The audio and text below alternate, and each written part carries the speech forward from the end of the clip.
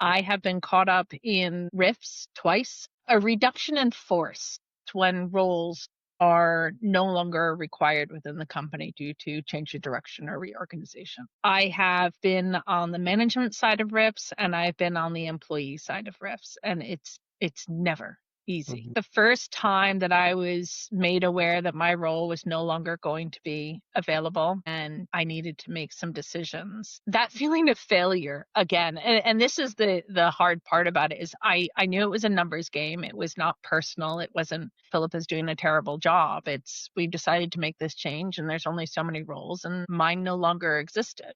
But at the time, I remember bouts of uncontrollable crying, of absolutely feeling like this is about me, that this is personal. I got offered a lifeline, which I took with both hands and absolutely was so thankful for it. But I didn't take a moment to reflect and go, what do I want my next steps to be? I kind of went, there's the lifeline, I'm going to take it, and didn't think any further. The next time we had a change, I was really able to think much more clearly about what do I want, and really think about where do I want to be? What do I want to be doing? What else is on the market? What is my value? What are my priorities? And I made the decision to stay. I made the decision to use a lifeline that was available to me. I knew myself so much better. I was making a very conscious decision. And I am not naive enough to think, oh, well, this will never happen again. You never know.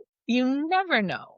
Change is constant. One thing that I would say for anyone who's been here as long as I am, we are resilient. You absolutely know how to lean in and keep going and make sure that your value is not only known by yourself, but also by your stakeholders.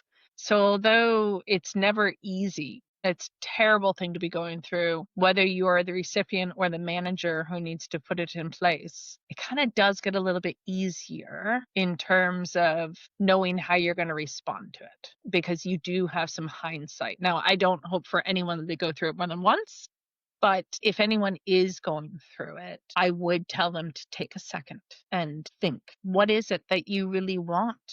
And of the options that are presented in front of you, how do you wish to proceed? You still always have a decision about how you're going to react to it. Coming out being professional and having left with your head held high is important. And actually, it serves you very well going forwards.